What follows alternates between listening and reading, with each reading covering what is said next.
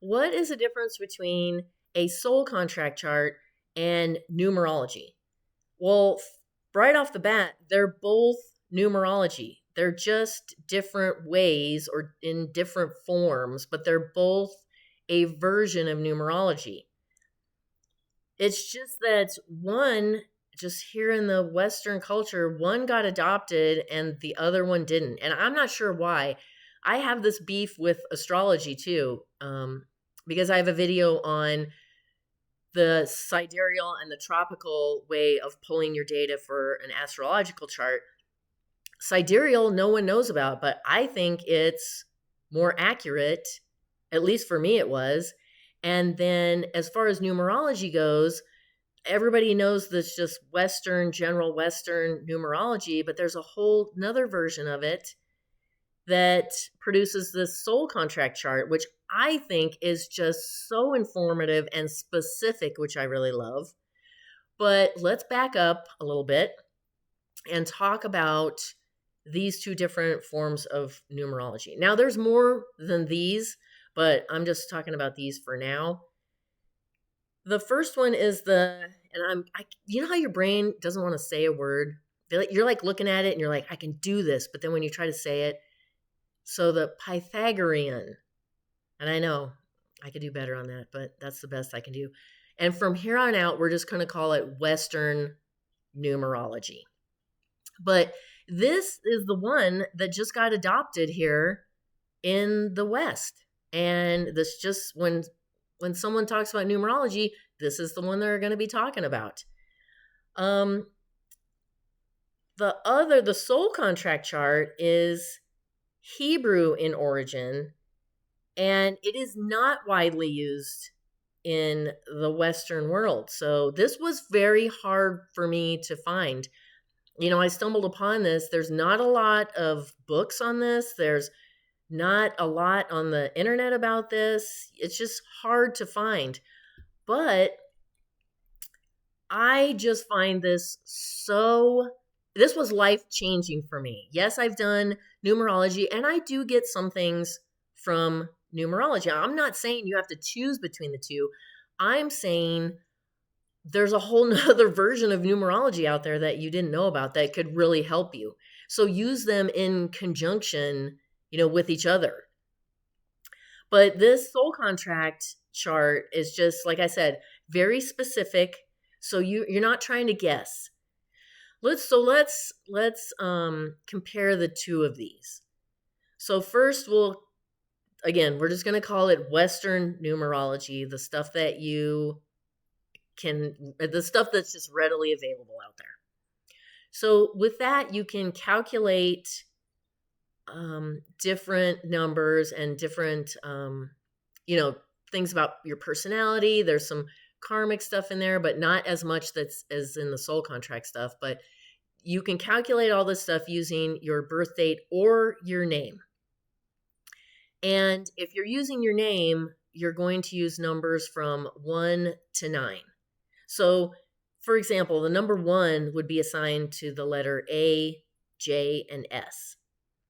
And after you assign the letters of your name a number, then is when you do the regular, reducing it down, and then you come up with numbers from 1 to 9 or 11, 22, 33.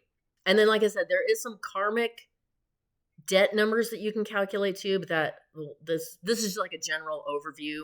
But again, it doesn't talk a lot about the karma stuff as much as it does in the soul contract chart. So in the soul contract chart, you're only using your name at birth.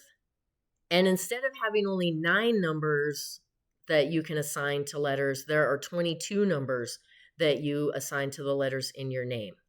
And so after you assign all of the letters in your name a number, and then there's a chart for that, then you would calculate that. So then there's a whole calculation that happens in 7 different areas, like physical karma, spiritual karma, physical talents, spiritual talents, physical goals, spiritual goals, and your soul destiny.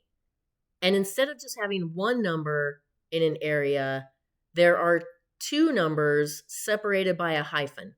So for example, My soul contract chart has a 7-7 in physical karma, has a 9-9 in spiritual karma, a 9-9 in physical talents, a 5-5 in spiritual talents, a 10-1 in physical goals, a 17-8 in spiritual goals, and a 12-3 in soul destiny. So it's a little bit different, whereas like the numerology number, you just get the one number in a like a category, we'll say. Now, you might be asking, do the numbers in Western numerology mean the same as the ones in a soul contract chart, in like the Hebrew originated soul contract chart? No. They may have similar themes in some of them, but they're different. So, for example, when we look at the number 1 in Western numerology, it means the person is a born leader, they're confident, they're an entrepreneur, they're competitive. A number 1 in a soul contract chart is the energy of Archangel Michael. It's divine power, so it's way more spiritual. You would be a natural healer, and you would have the ability to dissolve your ego while you're here in this incarnation. They both, however, share some negative traits, maybe of sometimes being selfish or greedy. And they both share the fact that they are old souls who have been here many times. So, why I prefer, well, let's say why I learned so much more of myself using the soul contract chart is because, again, it's very specific. You know exactly what you're working with. So I'm not just trying to figure out after learning about, like, let's say in number 1, I'm not just looking at that going, am I this? Am I that? Do I need to work on this? I'm not sure, because it's just numerology to me kind of just lists off just this big general thing of what you could be if you had this number. In a soul contract chart, the placement of a number in either a karmic or a talent area or a goal tells you exactly what you need to do. So if it's in a talent area, it tells you exactly what your talent is. You may not have known this was a talent of yours.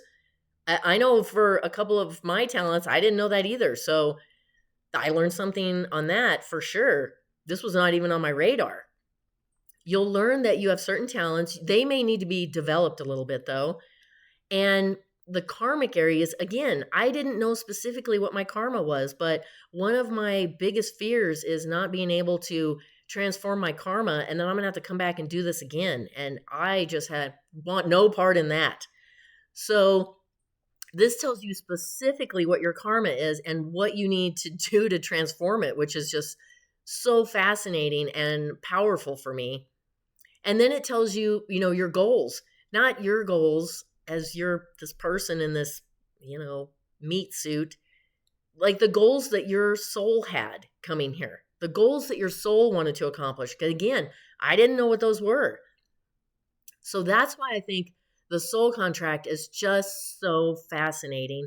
And I'm not saying you have to give up either. I'm saying you use them together, because all of this, I don't know how this got left behind, but it's just so fascinating. So if you want to learn how to calculate your soul contract number, you can, the link will be in the description here. You can go to my website. I'll teach you how to do it. Or if it's not something, it's a little labor intensive and it does take some time. So if you want me to do it for you, I charge a fee for that, but I'll do it for you, and I'll give you a whole soul contract reading with how all of these numbers tie into all of these different areas and, as a whole, what your chart looks like. So let me know if you need anything, but you can go to my website and learn how to do that. Oh, and I forgot. You can also do that here on YouTube. I have a whole video here on YouTube on how to calculate that too. So